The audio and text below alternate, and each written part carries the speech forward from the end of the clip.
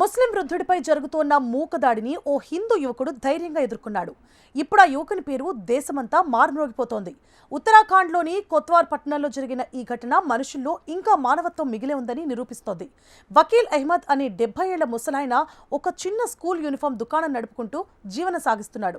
ఆయన దుకాణానికి బాబా school dress అనే పేరుంది.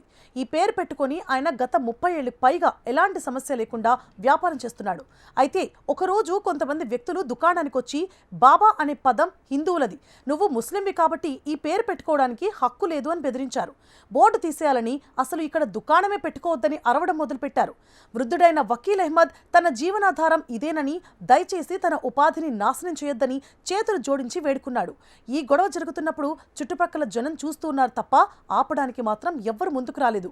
కొంతమంది తమ మీదకు వస్తుందేమో అని చూసి చూడనట్లుగా తప్పుకుపోయారు. ఇంతలో అక్కడే జిమ్ నిర్వహిస్తోన్న దీపక్ అనే ఒక యువకుడు ధైర్యంగా ముందుకొచ్చాడు. గుంపులోకి వెళ్లి శాంతిగా మాట్లాడి సమస్య పరిష్కరించడానికి ప్రయత్నించాడు. ఇది చూసిన ఆ గుంపు, నువ్వెవరు, నీ పేరేమిటి, ఎందుకు ముస్లిం వ్యక్తికి మద్దతుగా మాట్లాడుతున్నావంటూ దీపక్ పై అరవడం మొదలుపెట్టారు. నా పేరు దీపక్ అని అతడు చెప్పగానే, హిందువై ఉండి ముస్లింకి మద్దతిస్తావా అంటూ తిట్టారు. అక్కడి నుంచి వెళ్లిపోవాలని బెదిరించారు. అప్పుడు దీపక్ చాలా ధైర్యంగా, నా పేరు మొహమ్మద్ దీపక్, అయితే ఇప్పుడు ఏంటి మీ సమస్య, ఏదైనా ఉంటే నాతో గొడవపడండి అంటూ గట్టిగా మాట్లాడడంతో ఆ మూక వెనక్కి తగ్గి వెళ్లిపోయారు. అయితే వెళ్లిన వారు వెళ్లినట్లే మరింత మందిని తీసుకొచ్చి దీపక్ నడుపుతోన్న జిమ్ సెంటర్ను చుట్టుముట్టి ద్రోహి అంటూ అరవడం మొదలుపెట్టారు. వెంటనే క్షమాపణ కోరాలని, లేదంటే పరిణామాలు దారుణంగా ఉంటాయని వార్నింగ్ ఇచ్చారు. వారికి ఏమాత్రం భయపడిన దీపక్, చనిపోయాక దేవుడు నువ్వు ఏ మతానికి చెందినవాడివని అడగడు, నువ్వు ఎంత మానవత్వంతో బతికావు అనేది ఆ పైవాడు చూస్తాడు అంటూ చెబుతూ క్షమాపణ చెప్పే ప్రసక్తే లేదని తేల్చి చెప్పాడు. దీపక్కు జిమ్లోని వారితో పాటు వందలాది మంది మద్దతుగా నిలబడ్డారు.